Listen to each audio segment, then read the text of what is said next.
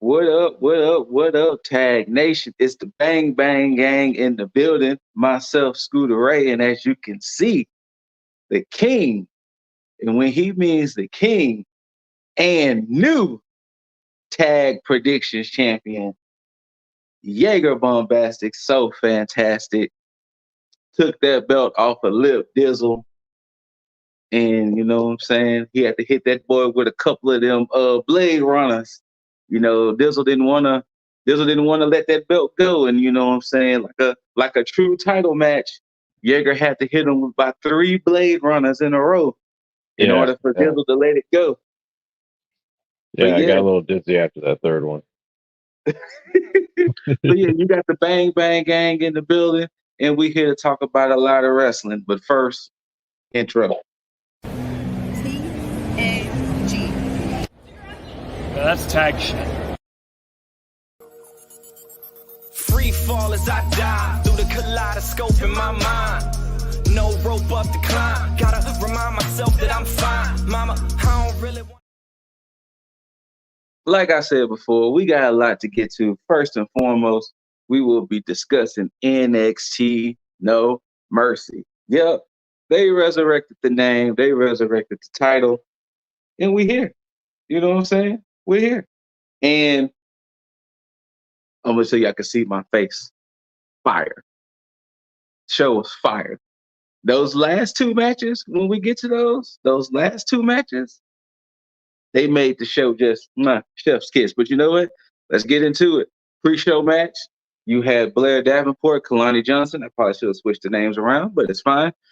This was kind of a little grudge match because, you know, Kalani's still trying to, you know, she's still trying to find her roar. You know, she's still trying to prove that, you know, she's not a pushover and a nicey goody two-shoe type individual. And Blair is trying to let her know that, hey, I ain't the one you should be dealing with. I'm dangerous in these streets. But they went at it. Pretty solid match, you know, to get the crowd warmed up. Blair gets the W. After Blair gets the W, Gigi Dolan comes in, gets the attack because they've been having a little rivalry lately. So we will see where that goes. And to start the show, we had a grudge match, which, in fairness, this should have been contested under some type of rules, some type of specialty rules, but it wasn't. We had Badass Braun Breaker and Baron Corbin. If you watched NXT last Tuesday, their whole thing, they fought in the ring, they fought outside. Corbin got speared through a wall, which led into Shawn Michaels' office. It was just chaos. It was chaos. And the match started off in chaos. It was a hard hitting match. You know, you got these 2 men in here, you know, like how Booker T says it, which that this catchphrase gets me all the time. No bread, no water, just meat. And they was in there just going at it. Oh my god. Ultimately, the match ended, which, funny enough, this is where the prediction side started to just really go awry. Because, funny enough, in my head, I should have picked Corbin, but I was like, you know, Breaker's been so dominant. In my head, I didn't think of consequences. And the consequences I speak of, a few weeks ago, Breaker took some steel steps and crushed Von Wagner's head. So Mr. Stone comes out, caused a distraction. Breaker picks him up, throws him over to a bunch of security guards. He turns around, boom, end of days, 1, 2, 3, Baron Corbin with the dub. And I was like, man. Wait, while we're all right, catch me. While we're Von Wagner and Stone out there? No, wasn't Von Wagner, it was Stone. Stone was out there to get revenge from what he did to Von Wagner. Oh, okay. Yeah. And he caused a distraction long enough for Corbin to Corbin. yeah. Okay. And then, you know, Stone was outside laughing at him like, ha, ha, ha, ha, ha, you lost. So more and more it's becoming apparent that Braun Breaker needs to be called up. See that. Like, more and more apparent. Maybe that was his call-up loss. And that's what I'm thinking. I'm thinking, okay, well, maybe they might have gave him the L because he's about to get called up. Yeah. I thought the same thing. Next match where the predictions would arrive for everyone. North American Championship match. You got Dirty Dom defending against Trick Williams with Dragon Lee as the ref. Yeah. This stemmed from the fact that Trick Williams beat Joe Gacy, and he was feeling like, I'm feeling like I'm the man now. So he got himself added to the triple threat, which made a fatal four-way. Winner was going to go against Dirty Dom for the North American Championship. Yeah. And speaking of the man himself, Lip Deasley What's is up, in the buddy? building. How you doing up there, champ? I mean, not champ. I'm sorry. Damn. I'm glad you have so much gusto because I'll be saying the same thing come next Sunday? So next Sunday, yeah. Yeah, it is next Sunday. It's all right. Well, I'm next meaning like Saturday when we come back on here, which I'm assuming would be Sunday or Monday. Yeah, Sunday or Monday. Here's the thing, and I know this is a little sidebar subject. No, go ahead. Get your bars off. The only way that anybody is going to win for Fastlane is if Charlotte wins at Fastlane. Yeah. That's the only way, because I already have my moral compass that states that I will never, ever vote for Charlotte. Always. So if Charlotte wins and somebody picks Charlotte, that's a guaranteed W for them against me. But other than that, see, that's like mine with Logan Paul. Fortunately, he doesn't wrestle that much. Yes. And neither should Charlotte right now, at least not in the championship picture, but that's neither here nor there. But either way, that's Herman's is getting relevant again, so that's nice. Oh, Andrade stays relevant here because that man puts on fucking bangers. So after banger. But so like I said, we all picked wrong because we thought Dirty Dom was gonna do Dirty Dom things. I personally thought Dirty Dom was gonna retain because of the special ref Dragon Lee. Since Dragon Lee wanted that belt so bad, it was like, nah, I'm gonna make sure nobody gets that belt off of Dom except me. But hey, we were wrong. It was a lot of ref bumps, a lot of ref switching. Ultimately, Trick Willie gets the dub, and it was like, what? Yeah, that was kind of surprising. I mean, I probably would have called that as like a 25% chance that I would have assumed he would have won. Because I just didn't. I didn't see it. I didn't see why they would pull the trigger on that.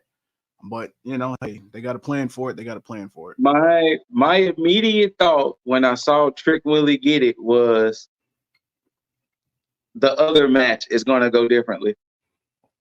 Now, see, I didn't see that either. I saw it as they would probably pull a storyline where they both just had gold and they were, and then you probably pull the trigger on Melo losing. Yeah. But yeah. So, like I said, Trick Willie gets his first gold in the E. There was a moment where, Trick Willie and Melo caught each other in the hallway and they celebrated at the fact that they both got the gold. And it was like, all you got to do, Playboy, is retain tonight. And Melo was like, come on now, I don't miss fam.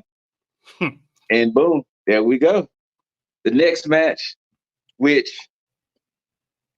at first I thought this next match was the key to my downfall, but surprisingly it wasn't. But the next match, NXT Fatal 4-Way tag team championships. You have the champs, the family, Tony D'Angelo and Thax versus the Creed Bros versus Garza and Carrillo versus Out the Mud. Fucking hate that name. I do. I was about to say the same thing. I fucking hate that name. Out the Mud. Out the Mud. It's Bronco Nima and Lucien Price along with Scripps. The whole team name is Out the Mud. Why? I hate that. I hate that. It's the vignettes and segments. You would have to go back and just watch it, but don't. You would have to go back and watch it. And I don't want it. Don't. It's not worth it. I haven't actively been watching NXT, but I have Same. this whole Scripps thing. Did he take off that stupid ass fucking costume? When he was unmasked by Axiom, he hadn't put the mask on since. Mm-hmm. So what happened was he said, because everybody was calling him Reggie, of course everybody knew it was him. He said, "Yes, my name is Reggie, but as a kid, my family called me Scripps." So that's how the name Scripps is still here. And then all of a sudden, he aligned himself with Price and Nima, and we're here. Okay. Out the mud. Gotcha. Out the mud. Out the mud. Still a stupid name. Hey. So the only reason why personally I picked differently was because of vignettes. They've been showing all these Angel Garza and Humberto Carrillo vignettes about when they broke up and got back together and how their grandfather was this and that. So I was like, all right, bet, boom, they got this in the bag, motherfuckers. Yeah, now see, and that's why I almost made the same pick that you did, because I almost went with Angel and Humberto, but because all the goddamn vignettes, and I was like, you do shit. Now, Creed Bros definitely wasn't a bad choice either. The only reason why I didn't want to go with the Creeds, because I put the Creeds in the same boat with Breaker. I feel like the Creeds are now about to get called up soon. Yeah. So that's the only reason why I didn't pick the Creed Bros to win this one. But I just knew Humberto and Garza was gonna take it, but fine, whatever. But overall, the match was okay. Like, it was a fatal 4-way tag match. The spot of this match was a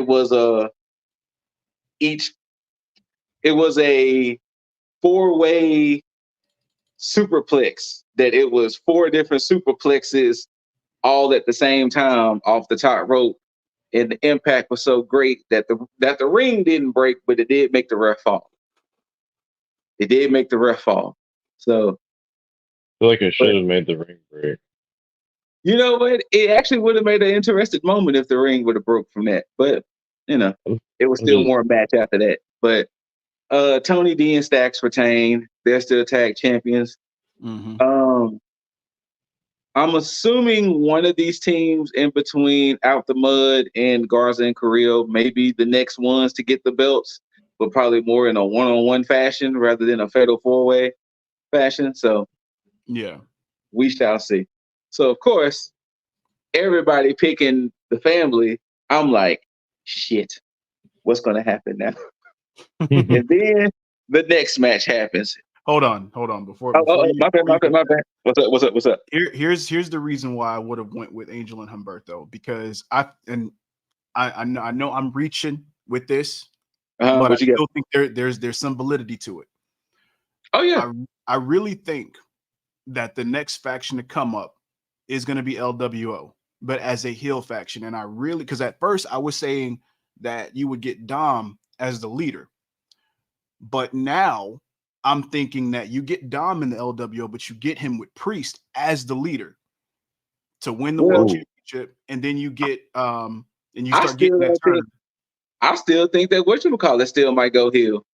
Oh, absolutely. Santos. Yes, and that's what I'm saying. That's why I think it's a domino effect. I think all this stuff is going to happen Friday. And I was gonna pick Angel and Humberto because I figured that they would end up joining them with the NXT tag gold, and so then you end up getting a bigger LWO. But that's my stupid promo. You know, I mean, no, it can still happen. It can still go down. That was possible. I think it should. This next match, thank God for factions and thank God for friends. I'm so mad. Oh no, wait, wrong one. Next matchup, the Heritage Cup, Noam Dar with Metaphor versus Butch with Tyler Bate. So Butch won the tournament to challenge Noam Dar at No Mercy. For one night, Butch wanted to bring back the BSS, the Big Strong Boys. So he had Tyler Bate in his corner. And as watching this match, my heart was dropping because I was like, I am about to be just losing. And they actually had a pretty good match. Like, I don't know if in NXT UK they did when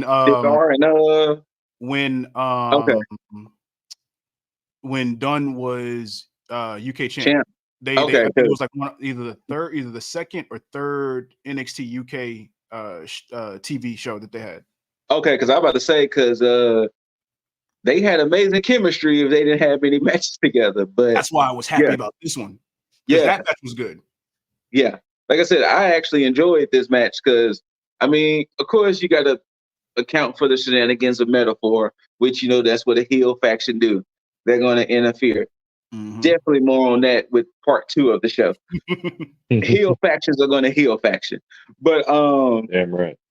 But funny enough, Peter Dune, as Dizzle likes to call him, he picks up the first dub. Dar picks up the second one. Then it actually goes into round 6. Like, so it can't make or break because with Heritage Cup's rules, if it goes to a draw, Dar is going to retain regardless.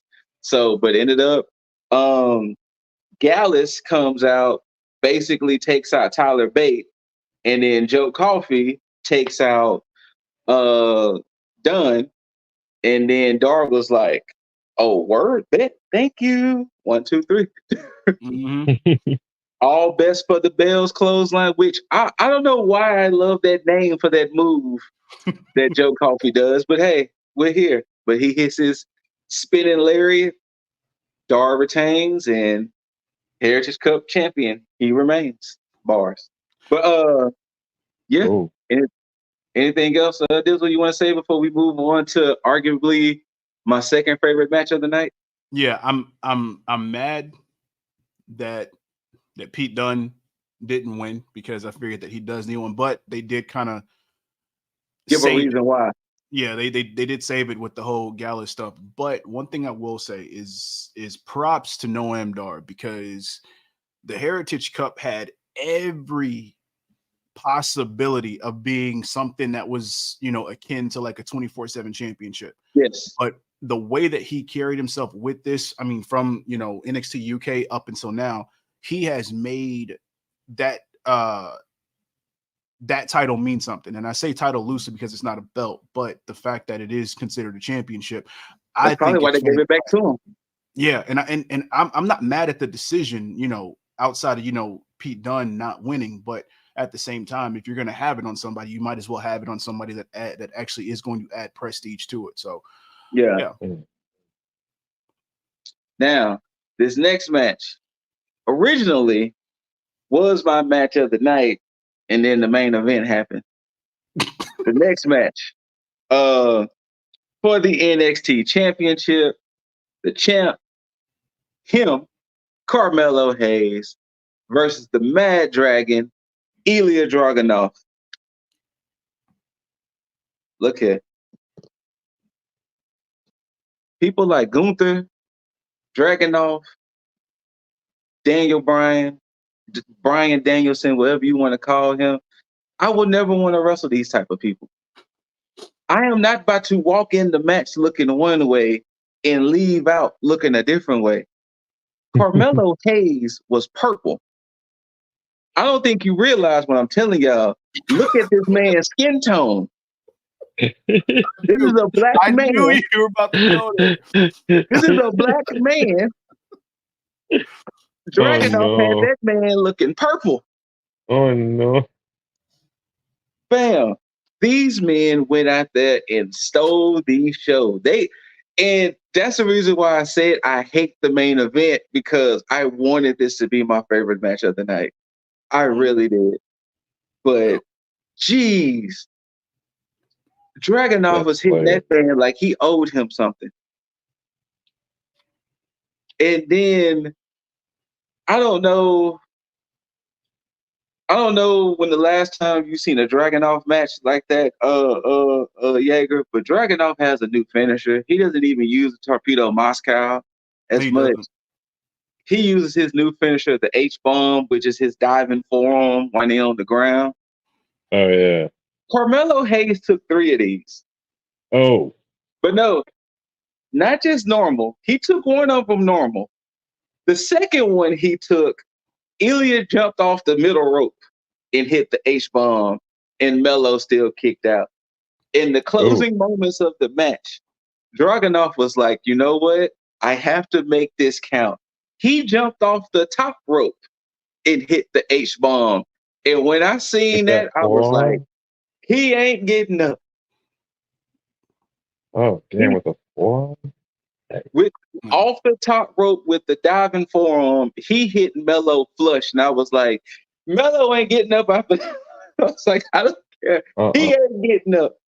But some of they have great chemistry together. Yeah. They really do.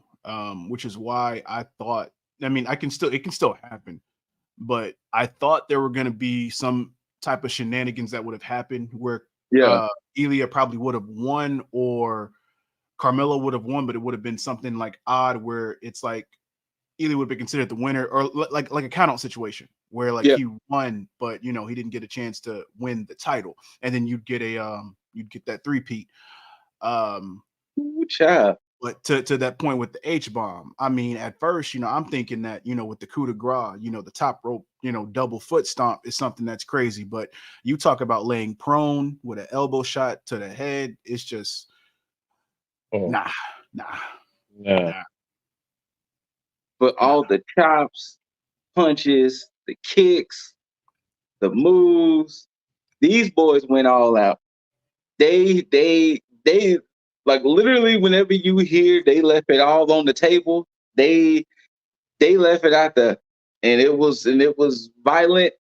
It was great, and kudos to both of them. Yeah, and I saw a post and they was like, "Damn, Ilya's so intense. His damn celebrations is even intense." Ilya gets the belt. He starts yanking up Carmelo. He was like, "Get up, get up. You need to celebrate with me too." And Melo was like, "Fam, like I'm still trying to recover." And Ilya was like, you celebrating with me too?" Shout out to somebody's entrance. We'll get to that at another one, but I'll bring that back up later. But yeah, it was an amazing situation with that match. And as of right now, I can't see who's taking that belt off of Ilya. And I really don't hope who I'm thinking takes the belt off of Ilya, but we shall see. With that, the only issue that I have, and this could be because I hadn't been watching NXT actively. I can fill you in on whatever you need. Because the whole thing with Ilya and Carmelo, I feel like it came a little too soon for this match, because that's why I picked Hayes. Because I mean, on paper, it seems like Ilya should win the second match, because I don't get why you wouldn't put it on him. But to me, it's like it's kind of soon for that, It did seem that way, but like I said with Jaeger earlier, with Breaker and Corbin, maybe Carmelo and Braun about to get some call-ups. Maybe they might do some, late season call-ups with them too. I mean, I could see that. Or put them on ice before the Rumble. Or something like that. that would actually honestly be the smart thing. I'm actually glad you said that, because that would make honestly the most sense outside of storyline purposes, like Carmelo going with like Lashley or somebody.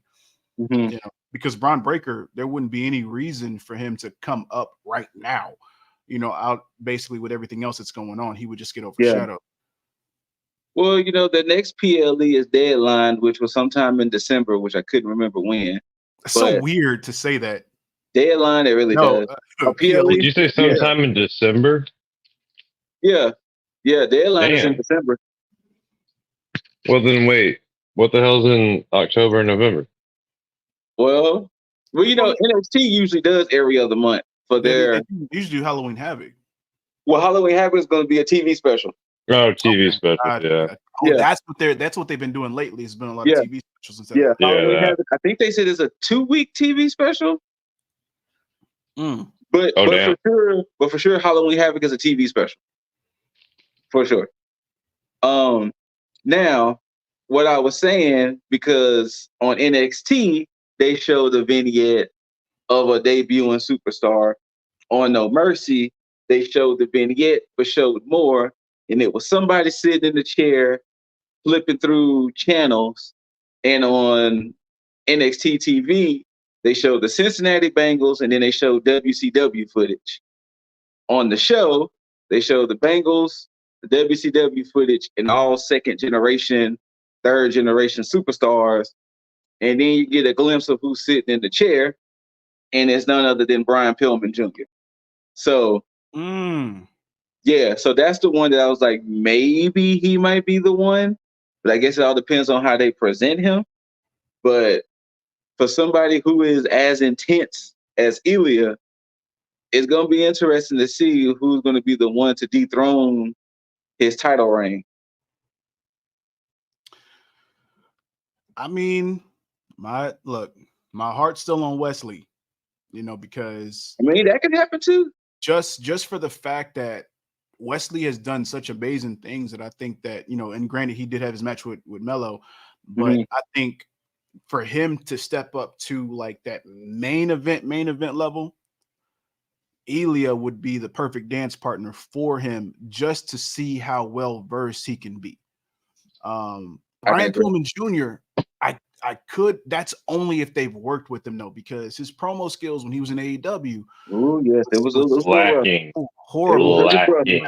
Yes. But like that's not to say that they can't fix that. I mean, obviously WWE is WWE, but they give him a script, it'll be okay.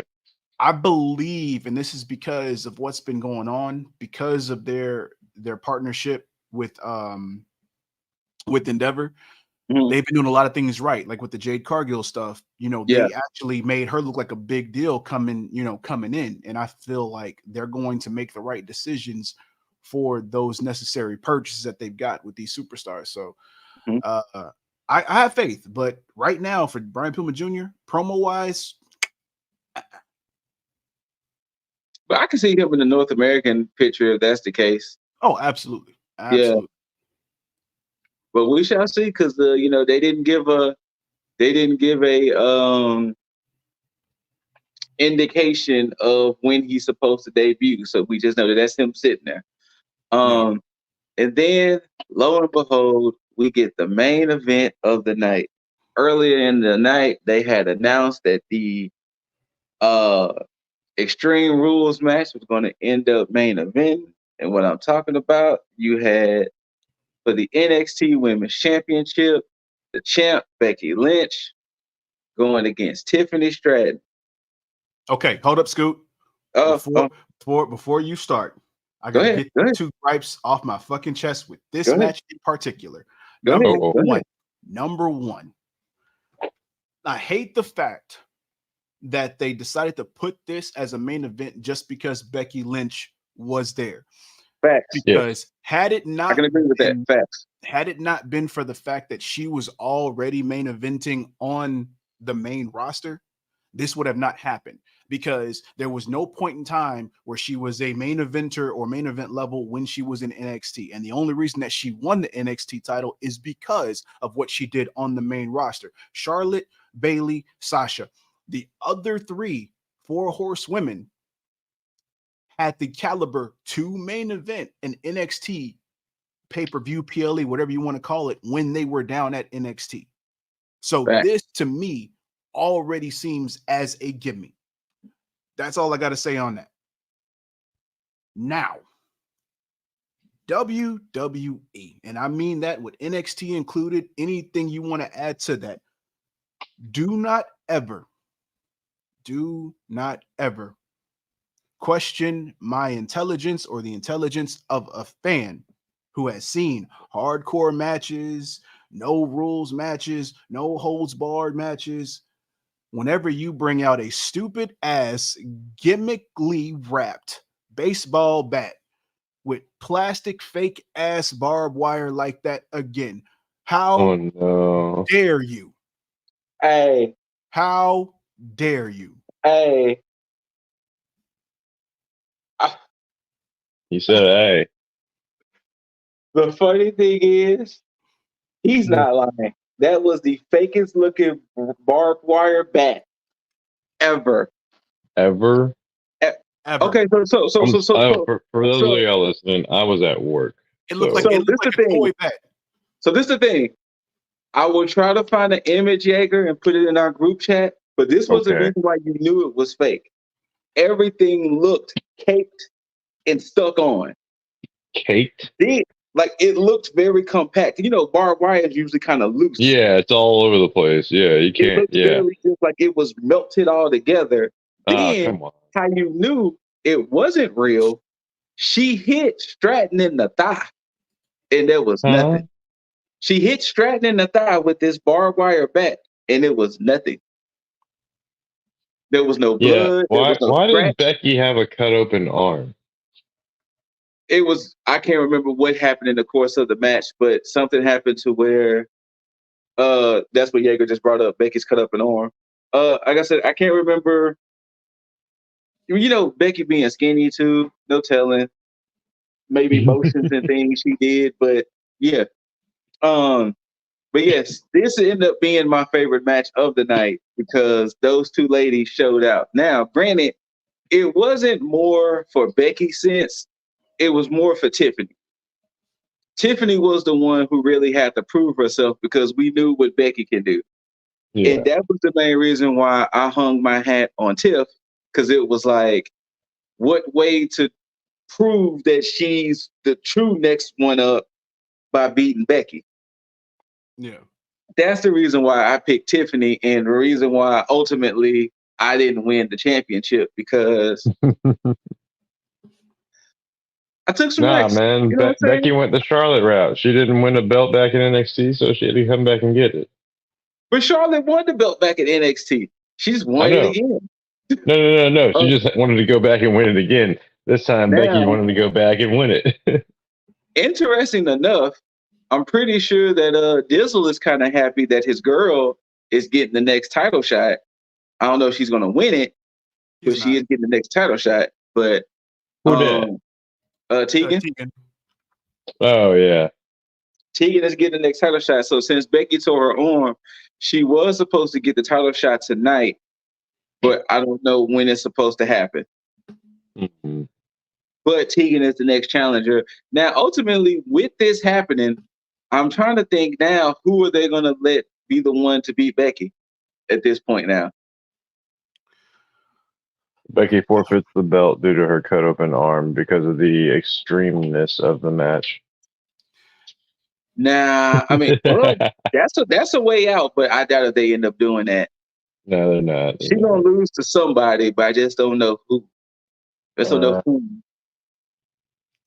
Hopefully Tegan. Hopefully tonight. No, it's not happening tonight. I think they're going to do it on NXT.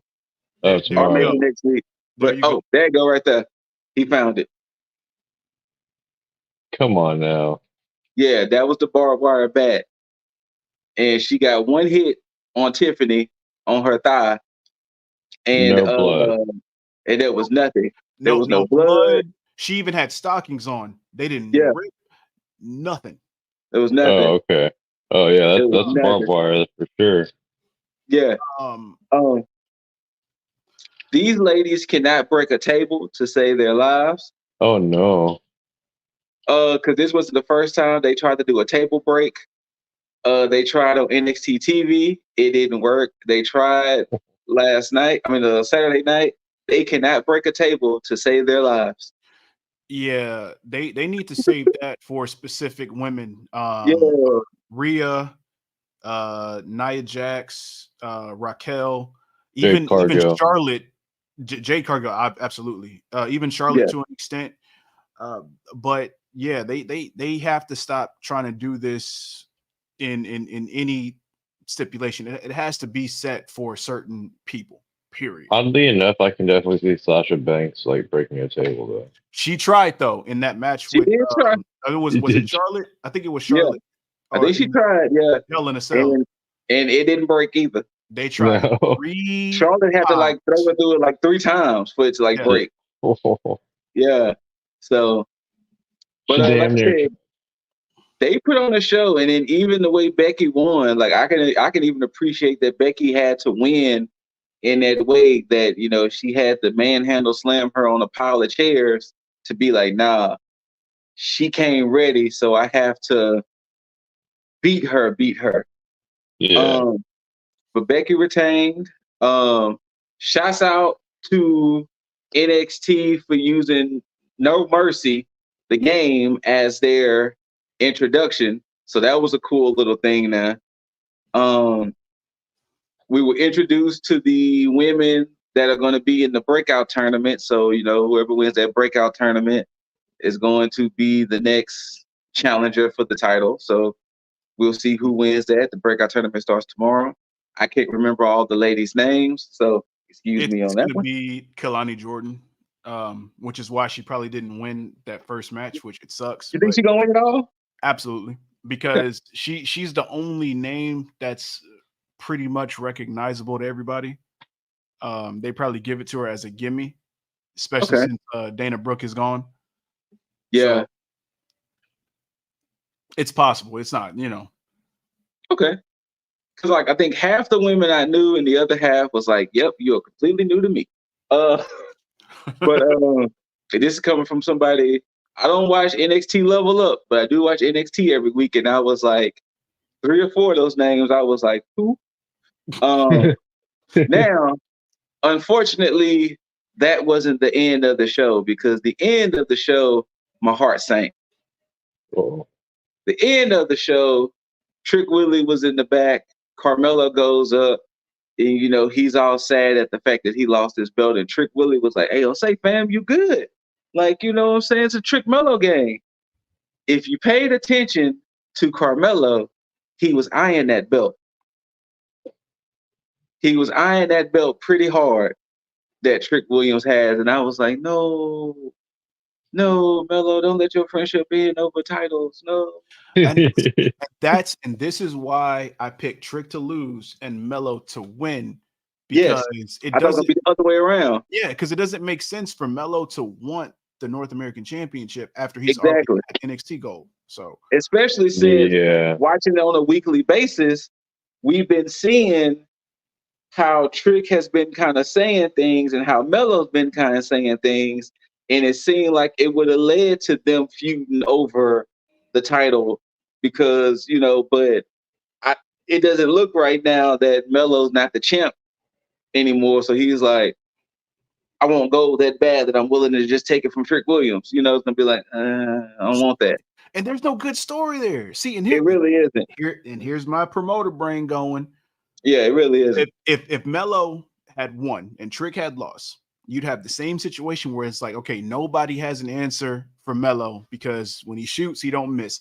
Trick has been with Mello this whole time, and he can sit here and confront him and be like, you know what? Nobody has an answer for you, but I've been with you this whole time. I know your strengths. I know your weaknesses. I know I could beat you. Even if it doesn't make sense for Trick to be main event level, it at least makes sense in this sense, because he has been around Mello that whole time. Yes. Yeah. It writes itself. Like it's I 1000% agree. But 1000% agree. They don't pay us to book anything. No, they don't. But yeah, so that was NXT's No Mercy, and you know that put me at a 2-point disadvantage going into Sunday night. And you know, but when you watch part 2, you will understand the the you would understand the frustrations because your boy was seeing sunshine. He was seeing sunshine, but those 2 points, you know, I was like Hangman. I had that dark cloud of 2 points over me, but it was cool. It was cool. It was cool. But hey, you know how it goes. I'm gonna just steal it from Dizzle right quick. Whether you loved it or hate it, don't forget to rate it. Thumbs up, thumbs down. Preferably the thumbs up though.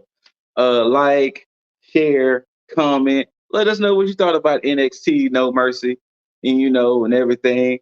When you subscribe, don't forget to tag that notification bell so that way you know when videos get posted. Whether how do you say it, Dizzle? For the next time when you see these handsome faces and hear these immaculate voices. There you go. There you go. And once again, shout out to the Bang Bang Gang's own King Yeager down there, who's now what's his 4-time, 5-time champ. Which one is it, Dizzle? I believe it's it might be 5 or 6. Let's do a little fact check. 1, 2, you know what I'm saying? 3. Go ahead, acknowledge this man. Oh, he can go ahead and do his Booker T because it's a 5-time. Oh, so he's a 5-time champ. 5-time champ. He's on his Booker T / Big E. Anyway. You know, he got the hair swinging and everything. Enjoy it. Until next time, good people, when we about to get ready to do this part 2, thank y'all for tuning in. And of course, you know, we got to warm it up for y'all. Got to warm it up. We definitely got to make it king size for the new champ down there. Wow. Yeah, king size, you know what I'm saying? We gotta look. We gotta adhere to the code of honor around these parts. I just noticed that it says King Yeager down there. That's why. Oh yeah. Come on now. But until next time, good people out there, thank y'all for tuning in. Peace. Wow. Bye. Dollars make a way to make a change. Gotta be insane to make them same mistakes again. So I'm switching lane to lane. Pray the curb don't scrape.